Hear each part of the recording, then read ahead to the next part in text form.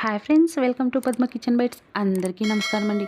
Chicken fry డ్రైగా లేకుండా ఇలా కాస్త వెట్టుగా సాంబార్లోకి, దాల్లోకి సూపర్గా ఉంటుంది. ఒకసారి ఇలా ట్రై చేసి చూడండి. నేను వంట పని చేసే ప్లేస్లో ఎక్కువ చేయించుకుంటూ ఉంటారు, బాగుంటారు, ట్రై చేయండి. 2 స్పూన్లు ఆయిల్ కడాయిలో వేసుకొని ఒక పొద్దు తెల్లుల్లిపాయలు దంచేసుకోండి. ఒక 4 ఇంకా 5 ఎండుమిరపకాయలు, కాస్త కరివేపాకు వేసి ఇలా ఫ్రై చేసుకుంటాము. 1 కేజీ చికెన్ అయితే నేను వాష్ చేసి పెట్టుకోండి. దాన్ని వేసి ఇలా కాస్త బాగా ఫ్రై చేసుకుందాము. కాస్త సాల్ట్ వేసి వాష్ చేసి పెట్టేసినామంటే చికెన్ చాలా సాఫ్ట్గా ఉంటుంది. ఇప్పుడు దీంతో ఒక హాఫ్ స్పూన్ పసుపు, ఒక 3/4 స్పూన్ సాల్ట్ అంత వేసి కాస్త బాగా ఫ్రై చేసుకుంటాము. మనకి దీనిపైన మూత పెట్టాల్సిన అవసరమే లేదు, అలానే ఫ్రై చేసుకుంటాము, బాగుంటుంది.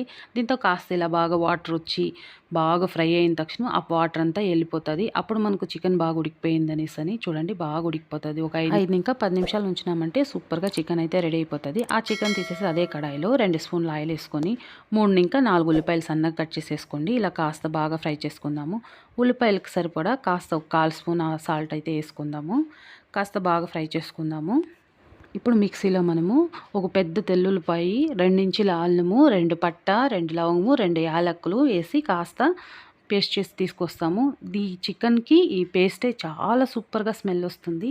మనం ఫ్రై చేస్తూ ఉండేటప్పుడే మంచి గుమ్మున స్మెల్ వస్తుంది. ఈ చికెన్కి ఈ తెల్లుల్లిపాయల మసాలాని చాలా బాగా ఫ్లేవర్ ఇస్తుంది. ఇప్పుడు ఇది ఫ్రై అయిన తక్షణము మనం ఆల్రెడీ ఫ్రై చేసి పెట్టుకున్న చికెన్ వేసి మిక్స్ చేసుకుందాము.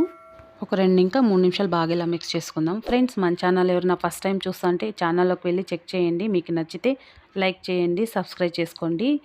ఇది బాగా ఫ్రై అయిపోయింది చూడండి, వాటర్ ఏమీ లేకుండా. దీంతో ఇప్పుడు 1 స్పూన్ కారం పొడి, 2 స్పూన్లు కాశ్మీరీ చిల్లీ పౌడర్, 1 స్పూన్ ధనియాల పొడి, 1/4 స్పూన్ జీరా powder, 1/2 spoon garam masala, 1/2 spoon మిరియాల పౌడర్ వేసి కాస్త బాగా ఇలా ఫ్రై చేసుకుందాము. బాగా ఇది ఒక 5 నిమిషాలు ఫ్రై చేసుకుందాము. ఇది అందరికీ ఇష్టమవుతుంది, పిల్లలకి, పెద్దలకి చాలా బాగుంటుంది. అలా స్నాక్స్ లాగా కూడా వేసుకొని తినేస్తూ ఉంటారు.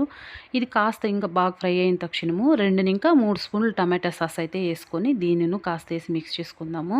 ఇలా టమాటా సాస్ వేసుకోవడం వల్ల జ్యూసీగా సూపర్గా ఉంటుంది. టమాటా సాస్ వేసుకున్నాక ఒక 2 ఇంకా 3 నిమిషాలు ఇలా మిక్స్ చేసి తీసుకున్నామంటే సూపర్గా రెడీ అయిపోతుంది. ఎక్కువ ఇలా చేయించుకుంటూ ఉంటారు మా మేడం వాళ్ళు, సారోళ్ళకి, పిల్లలకి చాలా ఇష్టం ఇలా. మన ఛానల్ ఎవరైనా ఫస్ట్ టైం చూస్తుంటే ప్లీజ్ సబ్స్క్రైబ్ చేసుకోండి, ఒక లైక్ అయితే ఇచ్చేసేయండి. Thank you for watching.